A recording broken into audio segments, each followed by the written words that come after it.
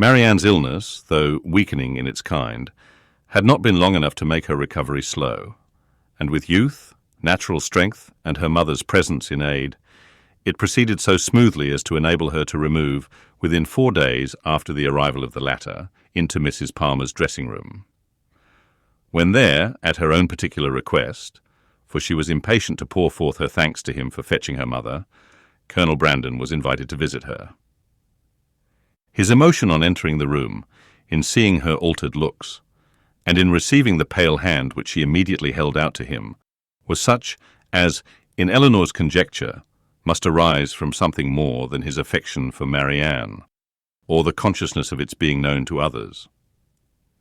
And she soon discovered in his melancholy eye and varying complexion, as he looked at her sister, the probable recurrence of many past scenes of misery to his mind, brought back by that resemblance between Marianne and Eliza already acknowledged, and now strengthened by the hollow eye, the sickly skin, the posture of reclining weakness, and the warm acknowledgment of peculiar obligation.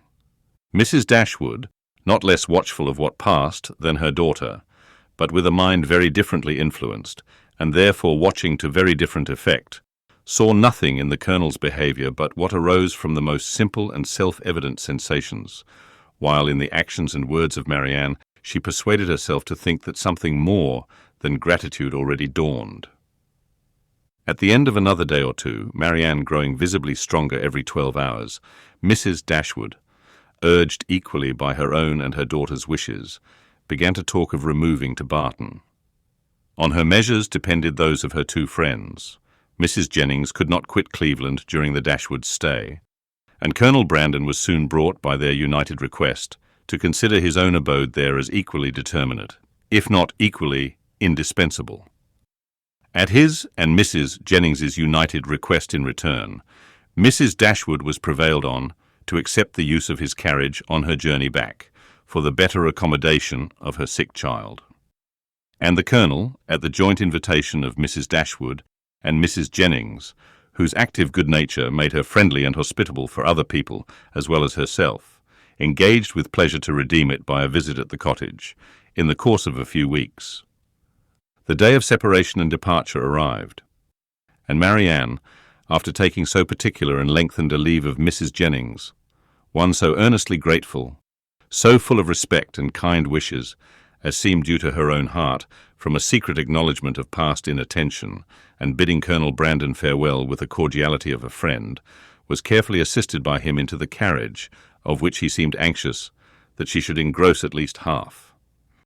Mrs. Dashwood and Elinor then followed, and the others were left by themselves, to talk of the travellers, and feel their own dullness, till Mrs. Jennings was summoned to her chaise to take comfort in the gossip of her maid, for the loss of her 2 young companions, and Colonel Brandon immediately afterwards took his solitary way to Delaford. The Dashwoods were 2 days on the road, and Marianne bore her journey on both, without essential fatigue. Everything that the most zealous affection, the most solicitous care could do to render her comfortable, was the office of each watchful companion, and each found their reward in her bodily ease and her calmness of spirits.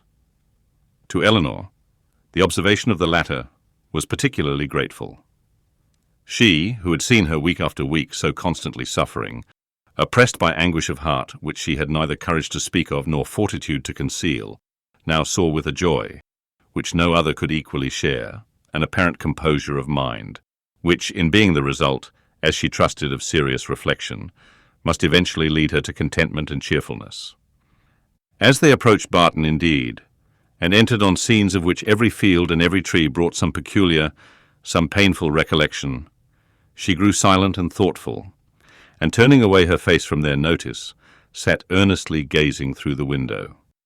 But here Elinor could neither wonder nor blame, and when she saw, as she assisted Marianne from the carriage, that she had been crying, she saw only an emotion too natural in itself to raise anything less tender than pity, and in its unobtrusiveness entitled to praise.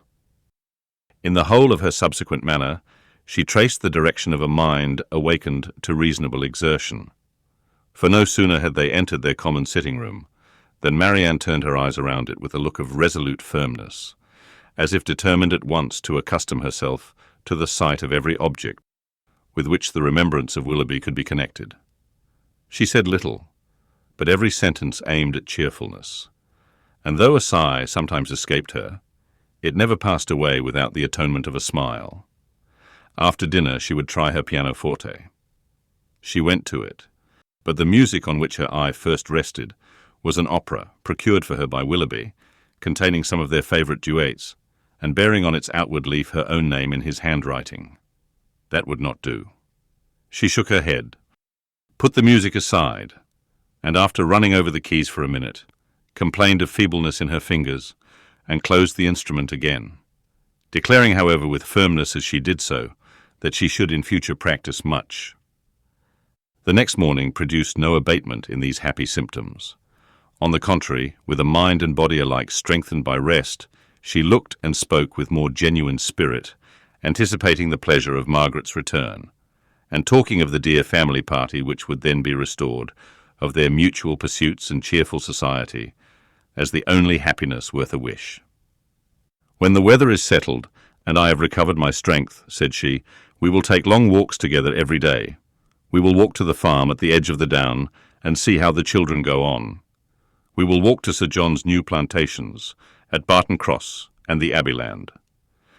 And we will often go to the old ruins of the Priory, and try to trace its foundations as far as we are told they once reached. I know we shall be happy. I know the summer will pass happily away. I mean never to be later in rising than 6, and from that time till dinner I shall divide every moment between music and reading. I have formed my plan, and am determined to enter on a course of serious study. Our own library is too well known to me to be resorted to for anything beyond mere amusement. But there are many works well worth reading at the park, and there are others of more modern production which I know I can borrow of Colonel Brandon. By reading only 6 hours a day, I shall gain in the course of a 12-month a great deal of instruction which I now feel myself to want." Elinor honoured her for a plan which originated so nobly as this, though smiling to see the same eager fancy which had been leading her to the extreme of languid indolence and selfish repining, now at work in introducing excess into a scheme of such rational employment and virtuous self-control. Her smile, however, changed to a sigh when she remembered that promise to Willoughby was yet unfulfilled, and feared she had that to communicate which might again unsettle the mind of Marianne, and ruin at least for a time this fair prospect of busy tranquillity.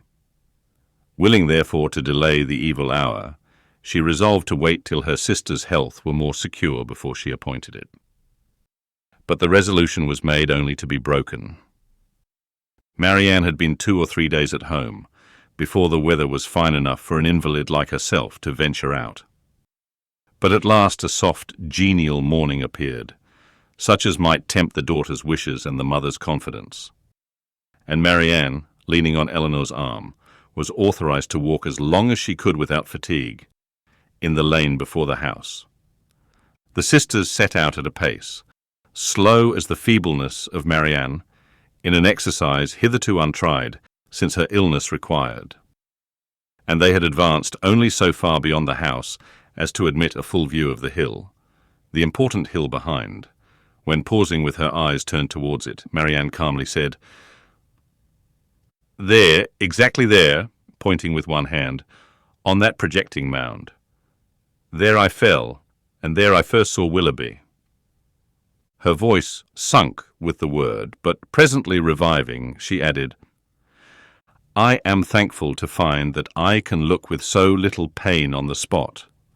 Shall we ever talk on that subject, Elinor?"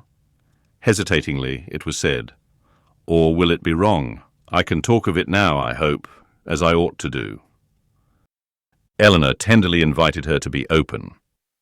"As for regret," said Marianne, "I have done with that as far as he is concerned. I do not mean to talk to you of what my feelings have been for him, but what they are now. At present, if I could be satisfied on one point, if I could be allowed to think that he was not always acting a part, not always deceiving me, but above all, if I could be assured that he never was so very wicked as my fears have sometimes fancied him, since the story of that unfortunate girl. She stopped. Elinor joyfully treasured her words as she answered, "If you could be assured of that, you think you should be easy." "Yes, my peace of mind is doubly involved in it. For not only is it horrible to suspect a person who has been what he has been to me of such designs, but what must it make me appear to myself? What in a situation like mine, but a most shamefully unguarded affection, could expose me to—" "How then," asked her sister, "would you account for his behaviour?" "I would suppose him. Oh, how gladly would I suppose him, only fickle, very, very fickle." Elinor said no more. She was debating within herself on the eligibility of beginning her story directly, or postponing it till Marianne were in stronger health, and they crept on for a few minutes in silence. "I am not wishing him too much good," said Marianne at last with a sigh, "when I wish his secret reflections may be no more unpleasant than my own. He will suffer enough in them." "Do you compare your conduct with his?" "No. I compare it with what it ought to have been. I compare it with yours. Our situations have borne little resemblance. They have borne more than our conduct. Do not, my dearest Elinor, let your kindness defend what I know your judgment must censure. My illness has made me think. It has given me leisure and calmness for serious recollection. Long before I was enough recovered to talk, I was perfectly able to reflect. I considered the past. I saw in my own behaviour, since the beginning of our acquaintance with him last autumn, nothing but a series of imprudence towards myself, and want of kindness to others.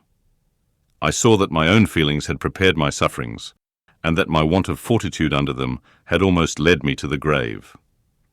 My illness, I well knew, had been entirely brought on by myself by such negligence of my own health, as I had felt even at the time to be wrong.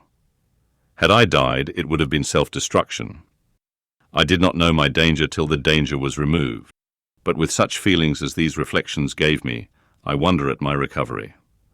Wonder that the very eagerness of my desire to live, to have time for atonement to my God, and to you all, did not kill me at once. Had I died, in what peculiar misery should I have left you, my nurse, my friend, my sister? You, who had seen all the fretful selfishness of my latter days, who had known all the murmurings of my heart. How should I have lived in your remembrance? My mother too. How could you have consoled her? I cannot express my own abhorrence of myself. Whenever I looked towards the past, I saw some duty neglected, or some failing indulged.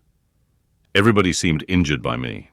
The kindness, the unceasing kindness of Mrs. Jennings, I had repaid with ungrateful contempt. To the Middletons, to the Palmers, the Steeles, to every common acquaintance even, I had been insolent and unjust, with a heart hardened against their merits, and a temper irritated by their very attention. To John, to Fanny, yes, even to them, little as they deserve, I had given less than their due. But you above all, above my mother, had been wronged by me. I, and only I, knew your heart and its sorrows. Yet to what did it influence me? Not to any compassion that could benefit you or myself. Your example was before me, but to what avail? Was I more considerate of you and your comfort? Did I imitate your forbearance, or lessen your restraints by taking any part in those offices of general complaisance or particular gratitude which you had hitherto been left to discharge alone? No, not less when I knew you to be unhappy than when I had believed you at ease. Did I turn away from every exertion of duty or friendship, scarcely allowing sorrow to exist but with me, regretting only that heart which had deserted and wronged me, and leaving you, for whom I professed an unbounded affection, to be miserable for my sake? Here ceased the rapid flow of her self-reproving spirit, and Elinor, impatient to soothe, though too honest to flatter, gave her instantly that praise and support which her frankness and her contrition so well deserved. Marianne pressed her hand and replied, "You are very good. The future must be my proof. I have laid down my plan, and if I am capable of adhering to it, my feelings shall be governed and my temper improved. They shall no longer worry others nor torture myself. I shall now live solely for my family. You, my mother, and Margaret must henceforth be all the world to me. You will share my affections entirely between you. From you, from my home, I shall never again have the smallest incitement to move, and if I do mix in other society, it will be only to show that my spirit is humbled, my heart amended, and that I can practice the civilities, the lesser duties of life, with gentleness and forbearance. As for Willoughby, to say that I shall soon, or that I shall ever forget him, would be idle. His remembrance can be overcome by no change of circumstances or opinions. But it shall be regulated, it shall be checked by religion, by reason, by constant employment. She paused, and added in a low voice, "If I could but know his heart, everything would become easy." Elinor, who had now been for some time reflecting on the propriety or impropriety of speedily hazarding her narration, without feeling at all nearer decision than at first, heard this, and perceiving that as reflection did nothing, resolution must do all, soon found herself leading to the fact. She managed the recital, as she hoped, with address, prepared her anxious listener with caution, related simply and honestly the chief points on which Willoughby grounded his apology, did justice to his repentance, and softened only his protestations of present regard. Marianne said not a word. She trembled, her eyes were fixed on the ground, and her lips became whiter than even sickness had left them. 1,000 inquiries sprung up from her heart, but she dared not urge one. She caught every syllable with panting eagerness. Her hand, unknowingly to herself, closely pressed her sister's, and tears covered her cheeks. Elinor, dreading her being tired, led her towards home, until they reached the door of the cottage, easily conjecturing what her curiosity must be, though no question was suffered to speak it, talked of nothing but Willoughby, and their conversation together, and was carefully minute in every particular of speech and look, where minuteness could be safely indulged. As soon as they entered the house, Marianne, with a kiss of gratitude, and these 2 words just articulate through her tears, "Tell Mama," withdrew from her sister, and walked slowly upstairs. Elinor would not attempt to disturb a solitude so reasonable as what she now sought, and with a mind anxiously prearranging its result, and a resolution of reviving the subject again, should Marianne fail to do it, she turned into the parlour to fulfil her parting injunction.